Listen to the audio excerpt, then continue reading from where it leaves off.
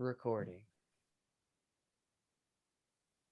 Hey everyone, thanks for being here. This is an extension of our Governor ICE program, which is Governor DAO's way to empower members of our community who have different projects, different ideas. Essentially, they can leverage Governor DAO, exchange some ownership in the project that they're doing to the DAO in exchange for seed funding, resources from our broader project. Essentially, it's like an incubator program. So today we have Ghost and Goose, who are representing the Realms Atlantis project. They have a proposal that outlines essentially what their project is, what they want to build, how Governor DAO can benefit from it. So we'll give them the floor. We'll do some Q&A, and then we'll put this video up on the forum so that everyone can look at it, engage, and then we will run with voting. So let's get into it. Goose, Ghost, do you guys want to introduce yourselves and go on with it? All right, sure. I will start. I'm 32 years old. I have a background in computer science, and I have a minor in economics. Of course, I had to take all the necessary math courses.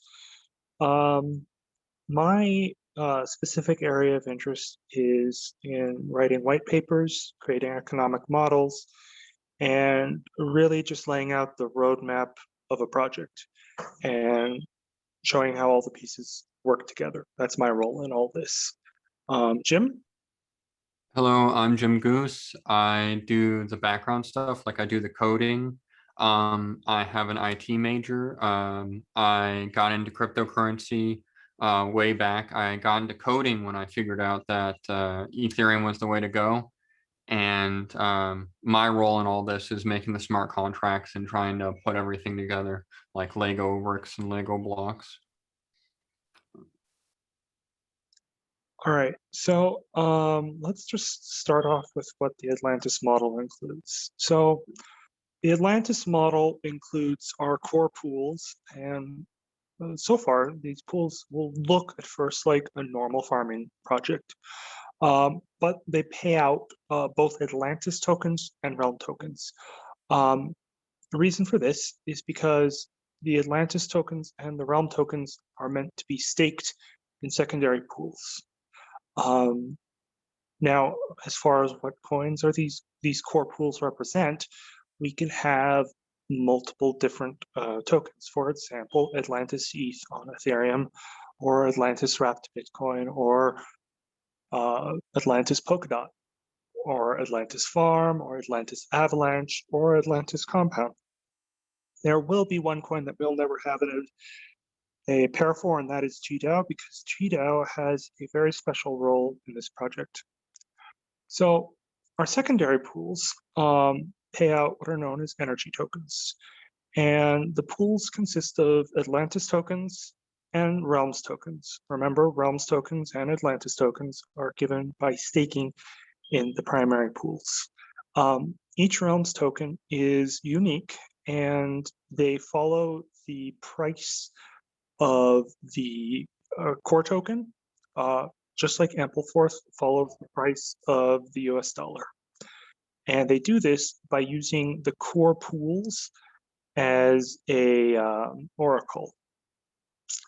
Now, something to realize is that Atlantis is a cross-blockchain project, and these Realm tokens will follow the pool of the project or the platform that they originated on.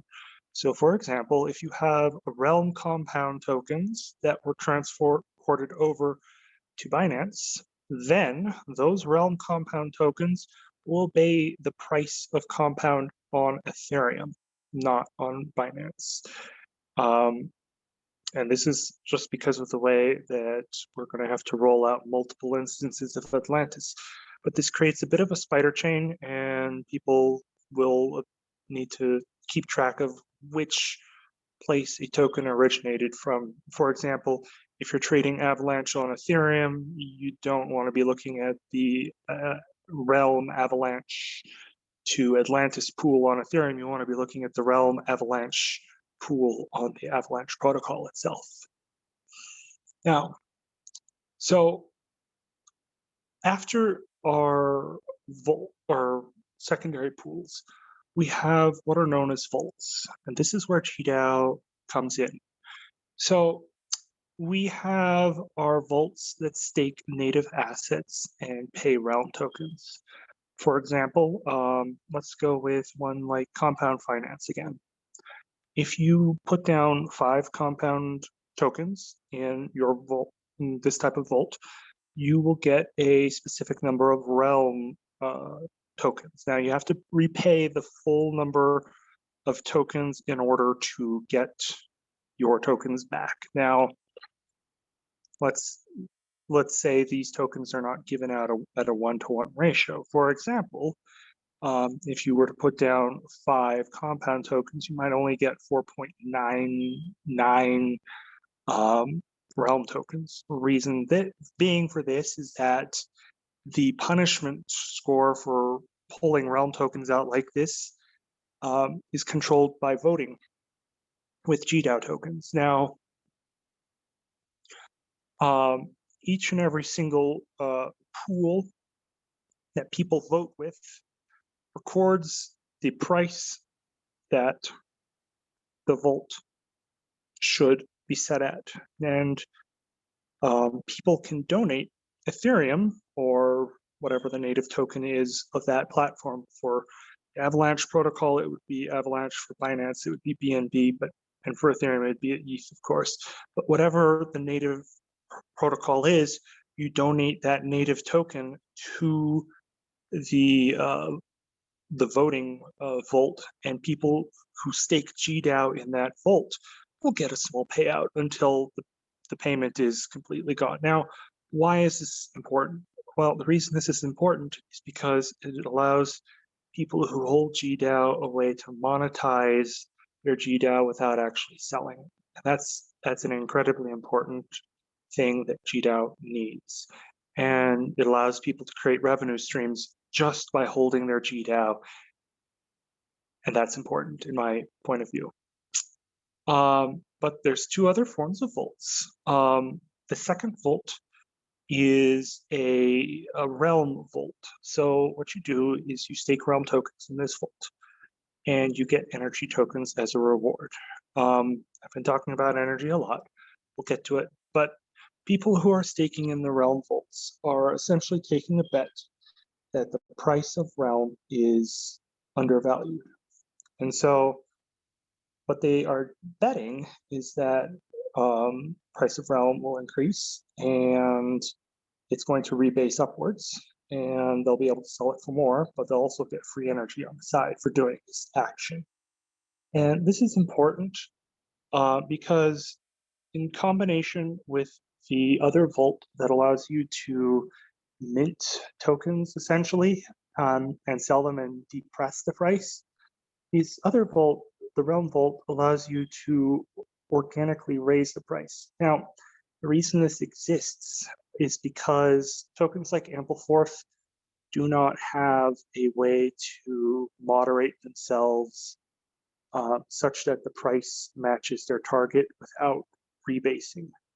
Now, I think rebasing is an interesting concept, but when you destroy the finances of somebody or end up giving somebody millions of dollars when they never traded anything, it really ruins the concept of the idea of a stable token. And so what these vaults do, everybody knows the price is going to rebase ahead of time, and they know in which direction it will go. And furthermore, they have a easy, ready-made solution to take advantage of that and profit if they're the first one. And so the goal of the vaults is to organically cause the price to always remain equivalent with the price of the underlying token without ever actually needing a rebase. The rebase in our case is the fail-safe option. If the system completely fails, then the rebase will kick in and take care of things. But so long as there are greedy traders, the rebase will never be needed. Do you guys have any visuals or documentation? I'm Here? I'm on my phone right now. I shared a document with Jim. He might be able to bring it up. Jim? So the documentation is on the forum. It's the white paper. And we are working on the documentation that Ghost is talking about. At this point, it's not fully rendered out yet. We want to post it on the website once we get the website almost finished. The white paper is in the main post, right? The Atlantis protocol. Yes. Yes. Okay, It has let me copy everything that in in it. chat. It has everything in it with the exception of the voting vaults. Voting vaults were something that I added in the last couple of weeks, just because I realized it was a possibility. And I went through and I walked through the math and I was like, can this be done? And I think it can. So now I was talking about energy, and there's a reason that energy has value. And energy is a unique token. First of all, energy is not a token that you want to hold. Reason being is that energy decays every single day. It's not a good thing to invest in. However, you need it in order to open up a portal or to stake NFTs. Now, this is the nice surprise that I had for certain someone here who was wanting go. NFT functionality. So, all right, but let me get back to energy tokens. So energy tokens, they decay at a stable rate. And when you open up a portal with them, you're allowed to go and delete your realm tokens on one instance of Atlantis, and then move those realm tokens over to another instance of Atlantis. For example, if you wanted to move your tokens from, say, Ethereum to Binance, the Atlantis protocol would mint those tokens on the Binance side. Yes. When you want to stake NFTs, you require energy to do so. Now, let's get into concepts of energy vaults. So energy vaults are where you actually stake your NFTs, and there is a energy vault for every project. For projects that don't have their own native NFT,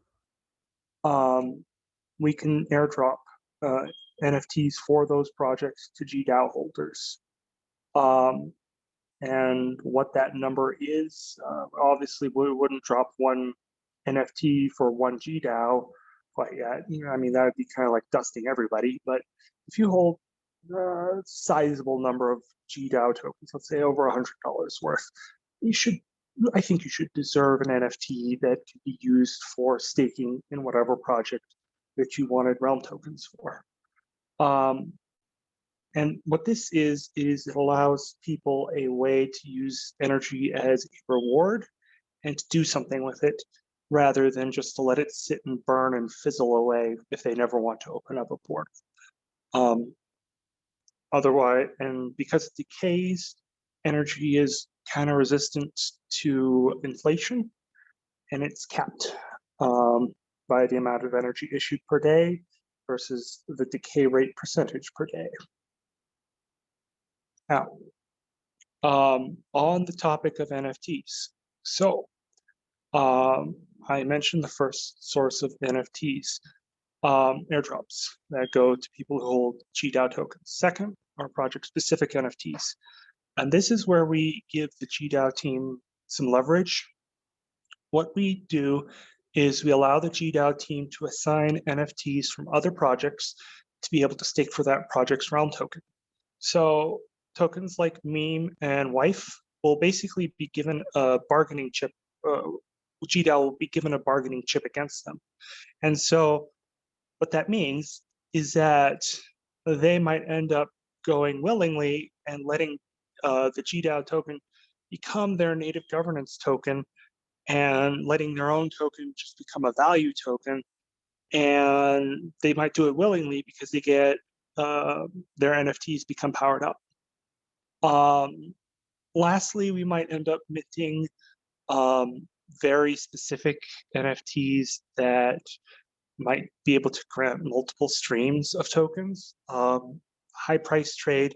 And these really are, they're there to get other project leaders to come on board Atlantis fully and to come on board GDAO fully. For example, let's say you have a mirror token protocol with their stocks.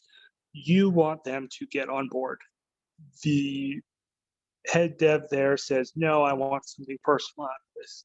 You either have a choice. You can either mint an NFT for them at zero cost, or you can pay them a bunch of money. This NFT minting gives the GDAO team a way to give something that has value, but it's not just, it doesn't cost the GDAO team to mint, but it can be given with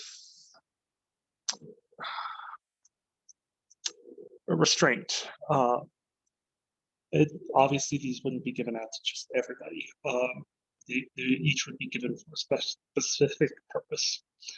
Now, let's talk about Atlantis Instances.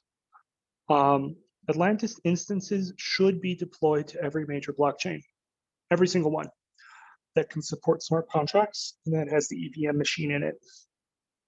People who hold GDAO tokens will get GDAO tokens on the other blockchains that are equivalent to voting with GDAO tokens here. And this airdrop only goes, at first, it goes to everybody who holds GDAO tokens on Atlantis Instance 1, which is Ethereum. And it goes to everyone who holds GDAO tokens on Atlantis Instance 1 and Atlantis Instance 2, and so forth. And what this means is that if you start selling GDAO on any one of your Atlantis instances, you automatically forfeit your stake in future Atlantis instances until you buy back your tokens.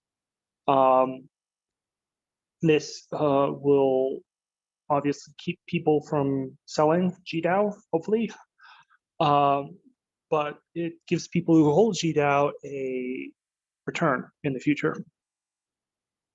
Next up, the value of the Atlantis token itself is speculative. Atlantis doesn't have the traditional degen tokenomics other farming projects have.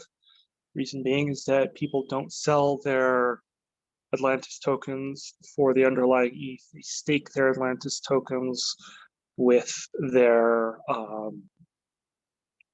realm tokens that they're given. And so because of that, Atlantis might go up very quickly. It might not. I don't know. All I know is that whatever the price is, the prices of the assets that are listed in it will match the price of the underlying tokens that are backing the value of Atlantis. One other thing to note is that Atlantis will open up arbitrage opportunities between blockchains. How this works is that, let's say you have Atlantis instance on Ethereum and Atlantis instance B on Avalanche. Avalanche has very low amounts of collateralized value. And let's say somebody brings a bunch of tokens over from Ethereum to Avalanche, and they open up a pool there. Let's say farm tokens. Now, those farm tokens are going to rebase, but they're going to rebase in relation to the price of the parent market versus the price of the underlying asset. Now, if the underlying assets, let's say Atlantis is worth $1 on Avalanche and it's worth $5 on Ethereum, then you're going to need to have a difference of 5x to have the same value on one protocol versus another. This is going to do is it's going to open up opportunities for traders who go in and who open trades using the vaults and move tokens to other chains and stabilize the value. And you're going to see the value of many different blockchains start to leak into each other, because Atlantis opens this door between the blockchains. And as they leak into each other, you're going to see people who know what blockchain Atlantis will open its next instance on. If they buy tokens of that blockchain before Atlantis opens that instance, they will be the ones who benefit the most from the bleed, as the value bleeds from, say, Ethereum to Avalanche, or Binance to Polkadot. Yes. Now, because Atlantis is technically a bunch of synthetic assets that are stable with the underlying currencies, and for the most part don't rebase and are controlled by the vaults, we're going to end up being able to route these synthetic assets around most major exchanges. We might even be able to do synthetic coins like Monero if we have good enough oracles, and Bitcoin or Litecoin, either oracle-based or wrap token-based as their underlying oracle. It really comes down to, do we have Atlantis pools that can back those specific tokens? Maybe. And how you would go about issuing those tokens. The most important part, of course, is having a token that can be put into the vaults. So how you do that for an unwrapped token like Monero, I don't know. But let's say for a wrapped token like wrapped Bitcoin, that's easy. But then again, that's in the future. One notable project that I'm going to call out on the Mirror Protocol. I believe Atlantis can leverage the Mirror Protocol extremely well. Mirror offers effectively an oracle for the price of stocks, and USDC offers an oracle for the price of the dollar. And so we can build up markets that can move vast amounts of money around without ever actually hitting an exchange. Here's something to think about as Atlantis matures.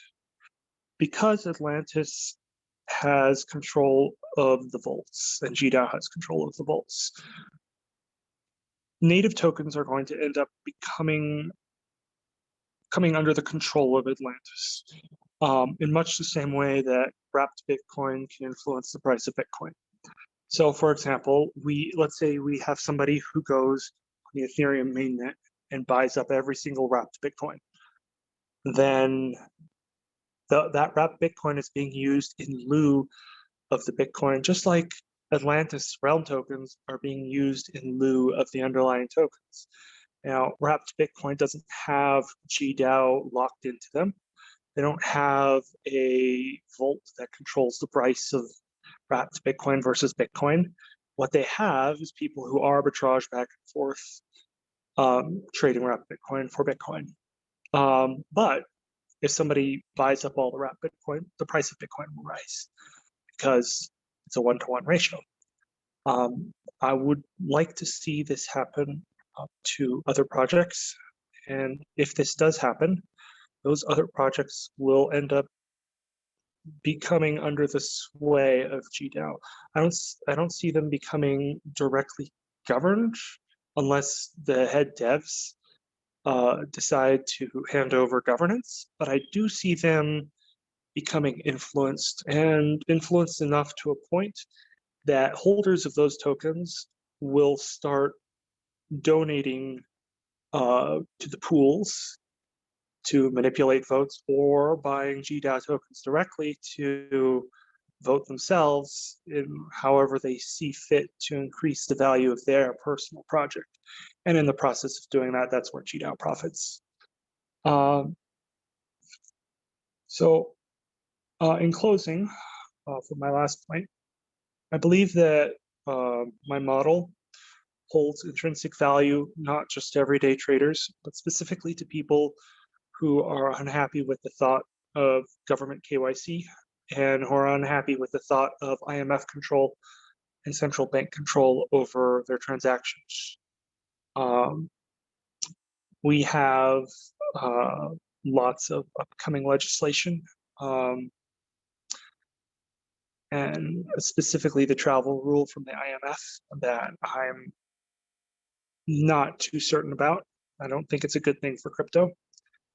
And I think that having an exchange that operates between all blockchains is going to cut out the middleman. Right now, when you want to move coins between Ethereum and Binance, you have to go to a middleman somewhere. You don't have a native way to move tokens without ever touching KYC. And that is important for the sake of freedom. Just to keep government control of everything at bay. And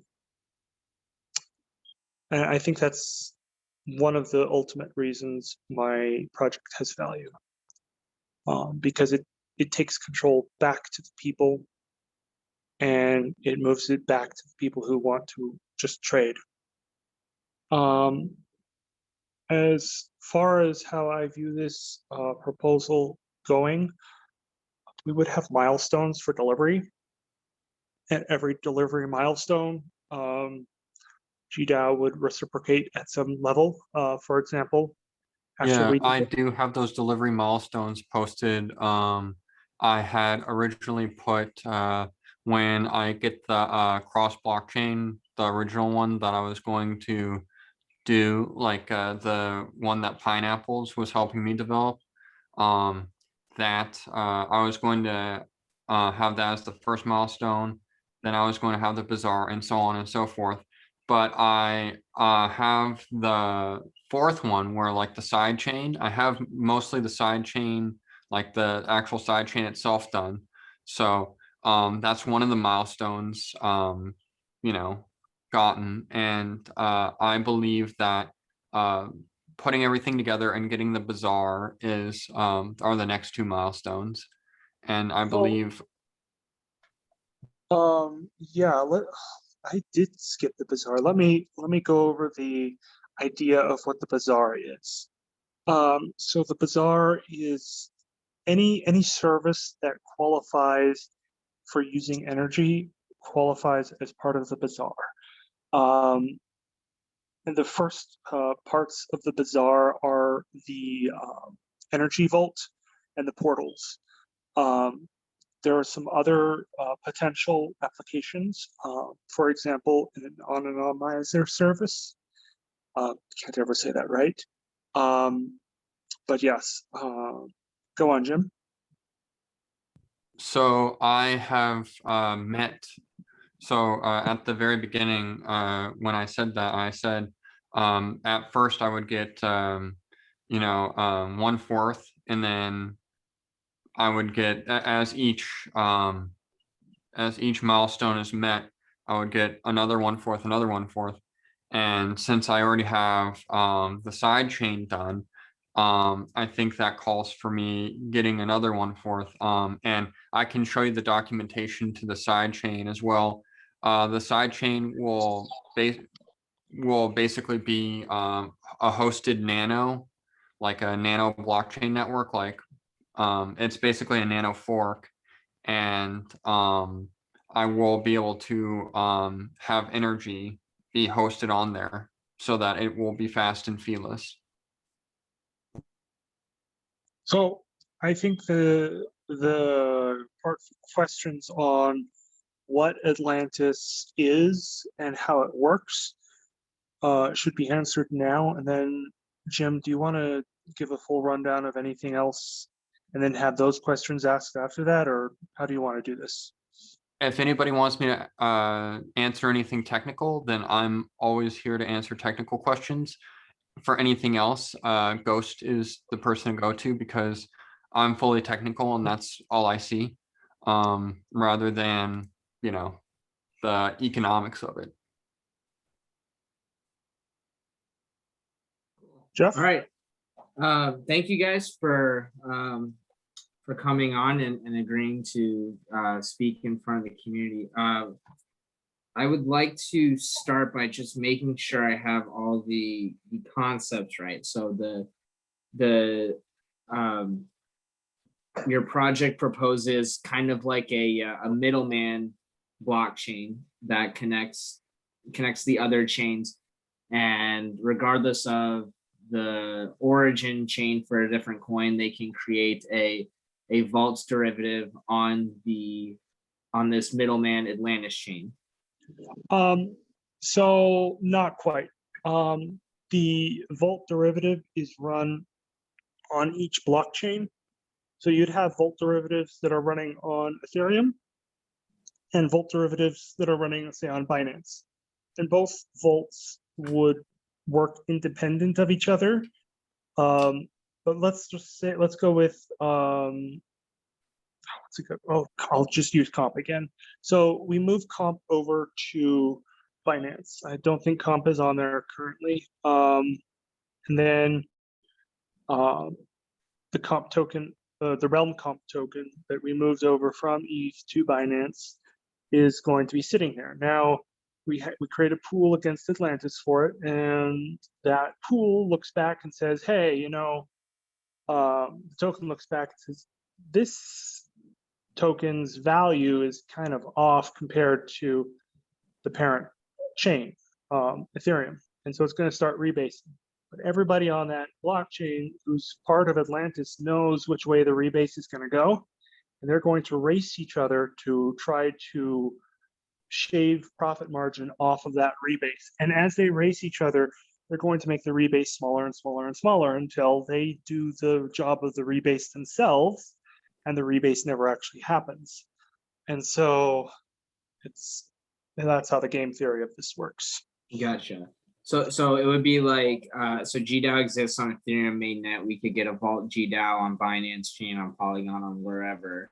Yes. And then if you want to trade GDAO on Binance chain instead, you can. And then if you want to bridge it back over to mainnet, you can without having to go through the Binance node.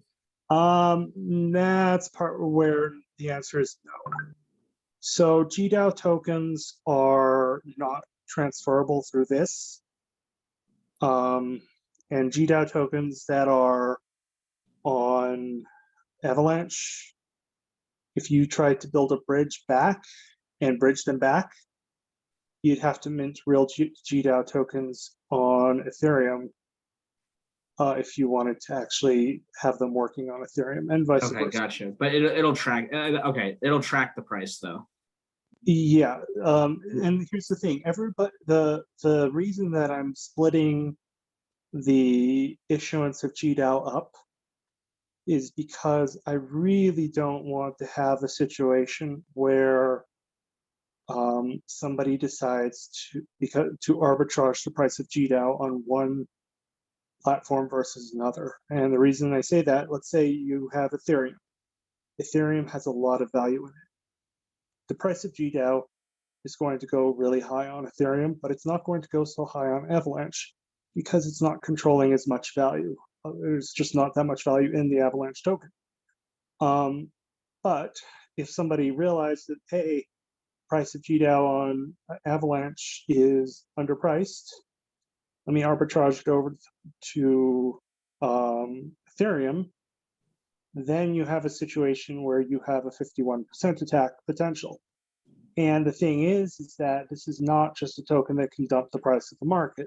If it could dump the price of the market, I would say fine, okay, whatever. But because GDAO specifically has power in this instance, I view that specifically as a potential 51% attack, and that's why I would never allow GDAO from one instance to flood into another instance, just as a security measure. Gotcha. Yeah, that makes sense. But so with vaults, you can have liquid trading on different chains. You can, if you wherever you like to do your trading now, you can trade GDAO there. You don't have to do it on Ethereum and pay high transaction fees. You actually wouldn't be trading GDAO. You would be staking GDAO in the vaults in order to determine the ratio of payouts. So for example, if nobody had put down money on the Volt option that said, can I have comp tokens at a 1-to-1 ratio, everybody might say, you know what, we're not going to allow people to have comp tokens at any higher than a 2-to-1 ratio. So if you put down 2 comp tokens, you get 1 comp or realm comp. And so a whale who wants to move comp over says, you know, I can't deal with this. Let me just toss down, say, $600, $700 worth of Ethereum in the comp pool, and then all of a sudden all the votes shift over because people realize that it's incentivized, and then you get their comp tokens like they want it to.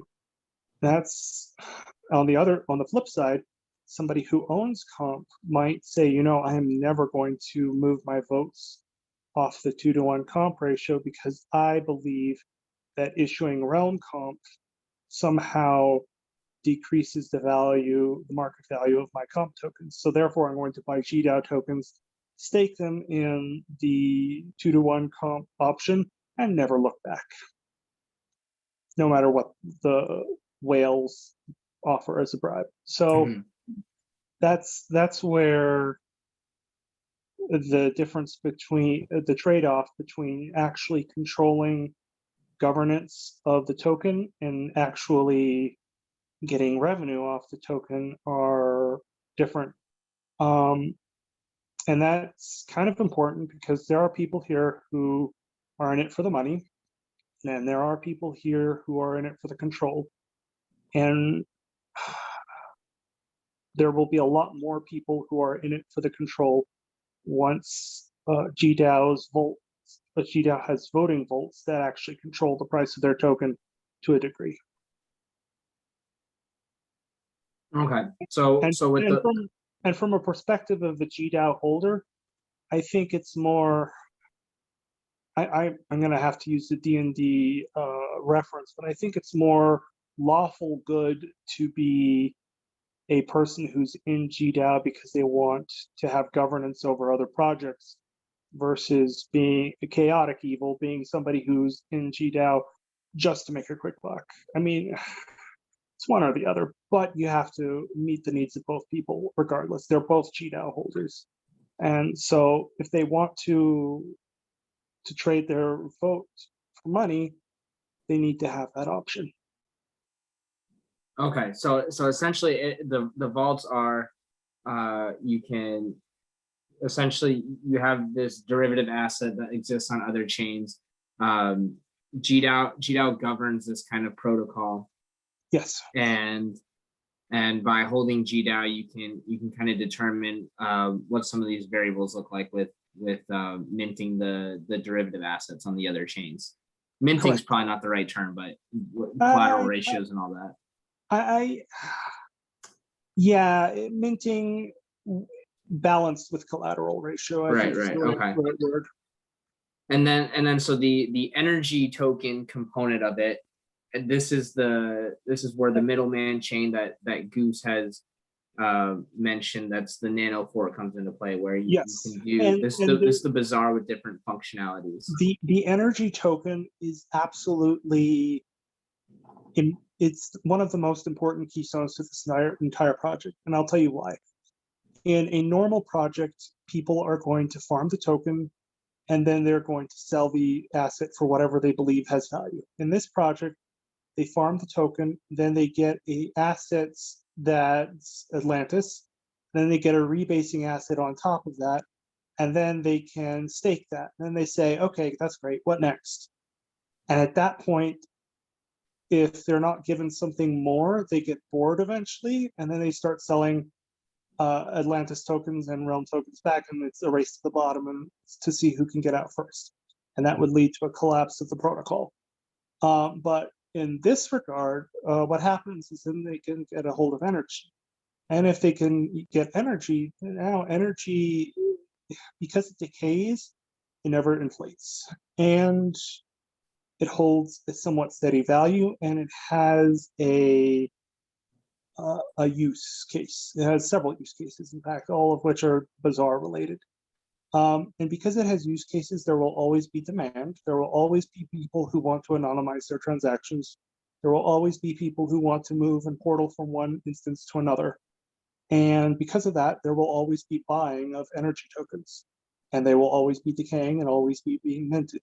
And there will always be a place for a trader who has a bunch of energy tokens to sell them for a quick buck on the market and say, hey, I made a quick buck. Let's just keep doing what I'm doing, and leave the core liquidity pools alone. Gotcha. And so then the energy tokens can do some of these, the services that the bazaar consists of. Yes. And the bazaar exists on the middleman chain? The bazaar exists in several places. For the anonymizing service, I'm going to have to let you speak to that, but I do believe that that's the middleman chain.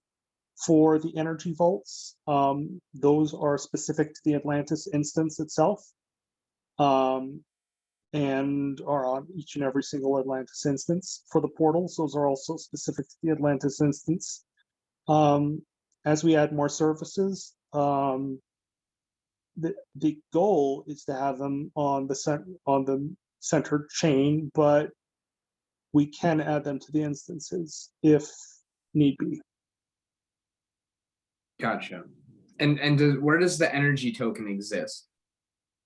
So the energy token is minted on each blockchain, and it can be moved to the central chain, but this is where tokenomics of energy get fuzzy. Like, should energy be allowed to be moved from Ethereum to BNB? I don't see a problem with that personally, especially if you want to do energy arbitrage. And because energy has to be used for anonymization services, if they're on the central blockchain, energy has to be represented there as well. So where energy exists, I'd say it exists everywhere. It decays everywhere at a steady rate as well. Okay, gotcha.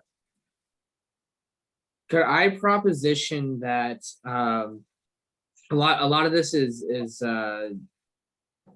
pretty low level tech concepts? Could I proposition for either an expansion to that white paper listed or an additional document that kind of outlines a lot of this in kind of visual diagrams, so we can kind of see how it all works together?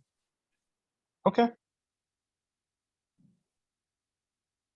Yeah, that will be coming out when the website is done. So when I'm done with the Web3 and tying it together, there'll be various diagrams of, how the mixer works, or how the sidechain works, or how minting, how the Baron Bull vaults work.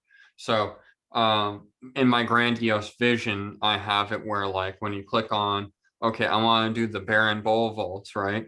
You'll click on it and you'll be in another section of the site, and then it'll give you a rundown of exactly what you're doing, exactly what it looks like, a nice little kind of thing to get people, to kind of understand it. I believe in having the information right there as they're doing it. That way they can't just turn around to me and be like, hey, where was that paper that you said you would, right? I like to be able to show people, as they're doing it. It's kind of like a warning sign, or like a like a entry sign, or like anything, right? It shows people exactly what they're doing as they're doing it. Can we just, like, in addition, or I guess my follow-up question would be, what's the timeline look like for when that website is viewable? Not like within the next few days, right? No, not within the next few days. When the website's viewable, I have to get the Web3 done, and I have to get that out. And like I mentioned, I'm going to have a beta website out, which only has the Baron Bull vaults and the Atlantis instance on Avalanche. And we're debating on Avalanche and another blockchain, but it'll basically be the same thing. It'll kind of, because EVM chains are basically copy paste anyways, right? Right. So, whichever one we choose to go with first, we'll have it, and then we'll be like, okay, here it is. Here's the beta website, and then this is how it kind of looks. And then you can kind of get an idea of how it will look when you expand it to different blockchains and when you expand it to different functions and expand it to different things. Could I like just separate from the website, would it be possible to do just like a really it doesn't need to be fancy or anything, but just like a draw.io, just kind of skeleton diagram of like the Yes. broad mechanisms. You don't need to map out like the individual like elements of like the variable vaults on it. Just like a yes, it an would be umbrella type possible. deal. Jim, do you remember that diagram that you and Damon were working on for a bit after I gave it to you? Oh, yes. I remember that very well. Yes. I think that diagram would specifically answer this request. I will have to send it over to Jeff, and then Jeff can, or I'll just post it on the forums. Yeah, Okay. that'd be perfect. And I Post do on the think that, forum. okay, cool.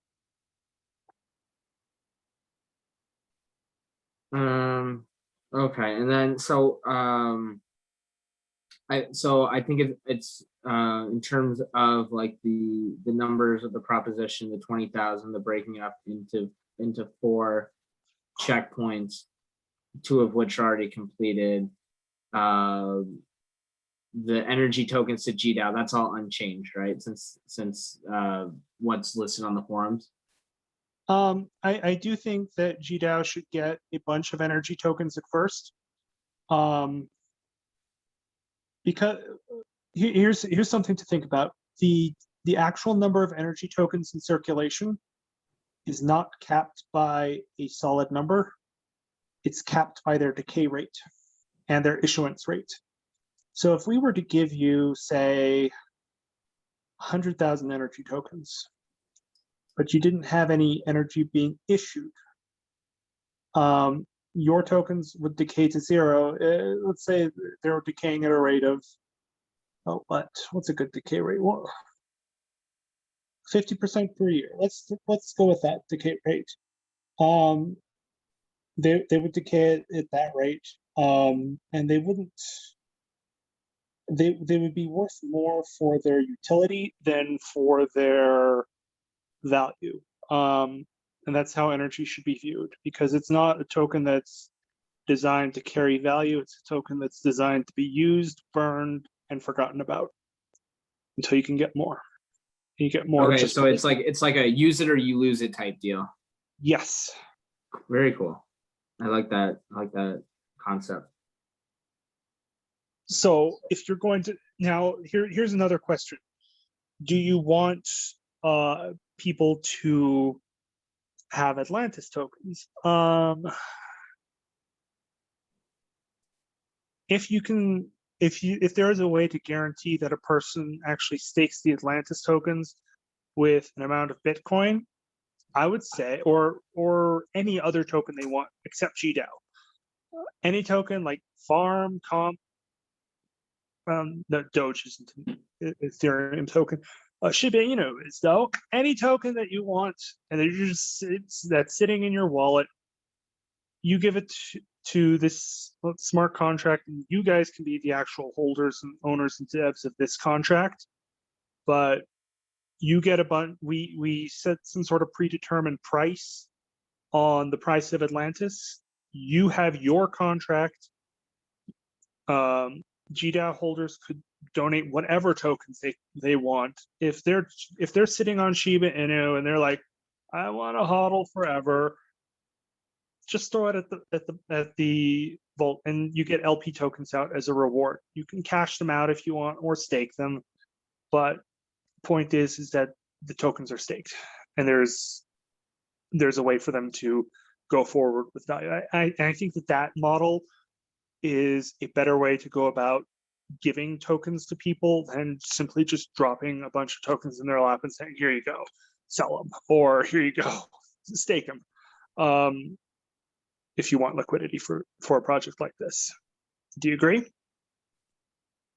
Yeah, the way to ensure, if you want the tokens are used, not dumped, probably this is better for us anyways, is instead of it being like an airdrop or a claim for GDAO holders, it can be an allocation to the DAO treasury. And the DAO treasury we can work out how those tokens are used. And that's a lot easier to kind of mandate versus trying to situate it so people don't dump. I could definitely, okay, so here's a thing. If you're going to put them in the GDAO treasury, I would say yes, but but they have to go to people who want to stake in the project. They can't go to people who just want it for dumping's sake. And so whoever gets them would have to put down tokens of their own. And then we would create a token for that, and then a realm token for that project that they were staking with. And then we would create the vaults for that and deploy them. And then at that point, every single user who had given that whatever token would be given the Atlantis tokens from the GDAO vaults. But ideally GDAO would stake the tokens and give them the LPs. Right. Well, yeah. Could the DAO itself use those Atlantis tokens, or do you specifically have it envisioned that it goes to individual holders? Okay, so if the DAO itself wanted to use the Atlantis tokens, I would say yes, you could. But again, I would just say have the DAO consider itself to be as an individual user. You're here to stake the tokens and to provide liquidity against any token other than GDAO. You're not here to dump the tokens. That's right. Just it. Yeah. And that's something that we could work into the proposal. Yep. So many tokens, we don't sell tokens for X period of time. After Y period of time, or however. I would say you never would end up selling them, traditionally selling them. I could see you doing the following sort of sale where let's say one Atlantis token is worth $1 eventually. And then you say, okay, we're going to be selling a bunch of Atlantis tokens, and people give you, say, $1,000 of money in USDC, and they get, say, $900 worth of Atlantis tokens back, or something along those lines. Like playing with the ratios that people get back instead of doing a direct sale. Mm-hmm. The goal here is for almost every transaction in the platform that involves a token that does not rebase, the actions that people do for the most part should be simply to stake or to stake the LP token of that. There should never be an instance where a token that is not a rebasing token is sold, unless of course it's somebody who's moving funds from one instance to another. And that's the entire Atlantis liquidity model is designed to prevent those sellouts that have occurred in every single farm from, Boo Banker to what's another one? Rotten Swap. All of those farms go to zero. And the reason they go to zero is because of inflation and people selling tokens and an infinite token supply. Now, does Atlantis have an infinite token supply? That's a very good question. I would like to see Atlantis do a very long issuance over the course of, say, 150 years. So we'll all be long dead by the time the last Atlantis token is issued. That said, I don't know exactly what curve is the best for this. A curve that initially gives a bunch of tokens and then reduces over time, like Bitcoin, might be a good curve. A steady curve, also, that's another option. An accelerating curve, I definitely wouldn't want. But yes. Gotcha.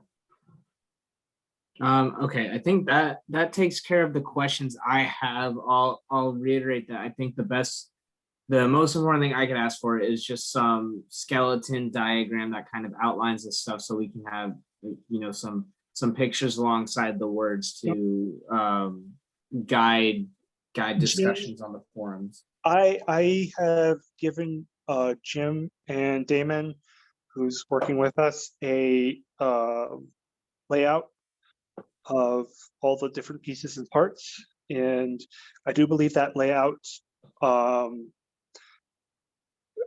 would answer a lot of your questions and allow you to see how each piece and part connects to the other pieces and parts.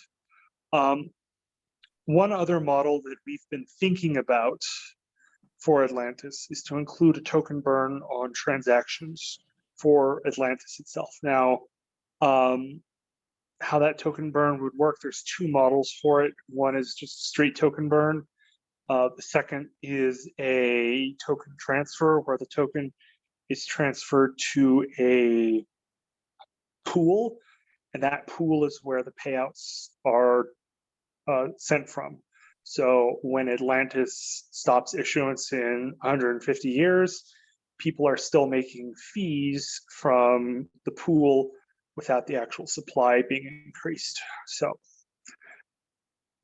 that's two models that we've thought of, but they're not important to the immediate future of Atlantis. I think they'd only kick in after 10 to 20 years of activity going and affected after that. Gotcha. Okay, yeah, those were the questions that I had. Does anyone else have anything to ask?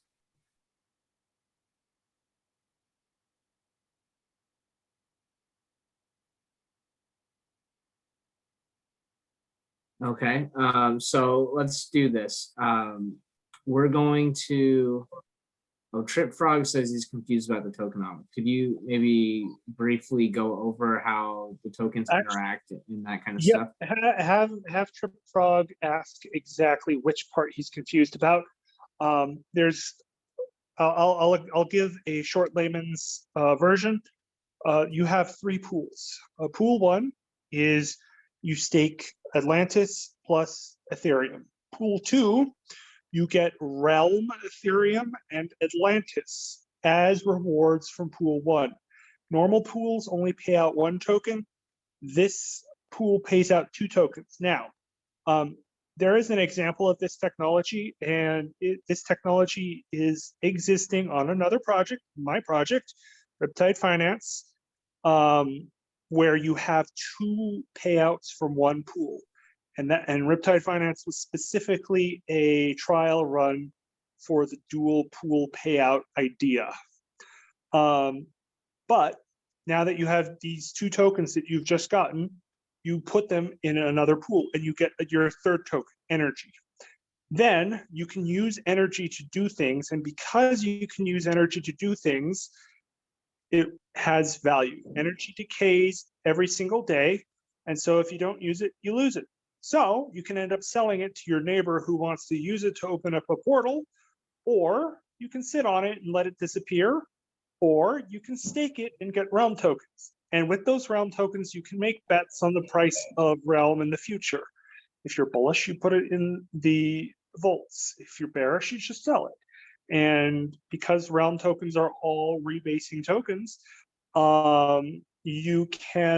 you know which way the rebase is going to go in the future. And so your actions are going to be informed by that. And so you will take part in making sure that your specific realm token matches the price of the underlying token. For example, Realm Ethereum is going to match the price of Ethereum, no matter what.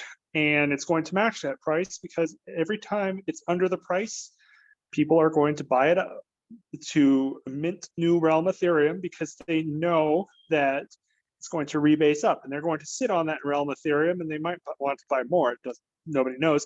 But as soon as it starts to rebase up in value, boom, they want that. They got that. That's where the balance comes from. Any further questions?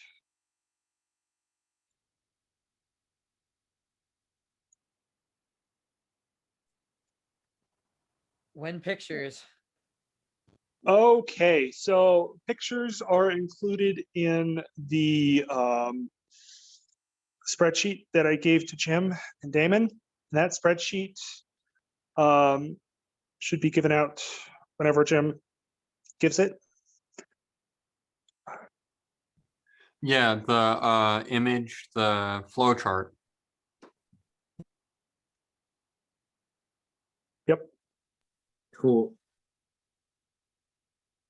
Yeah, I think that'll be a good way to ground the mechanics of the project so that we can kind of assess the notions and discuss on the forums and push it to voting. Okay. All right, any other questions?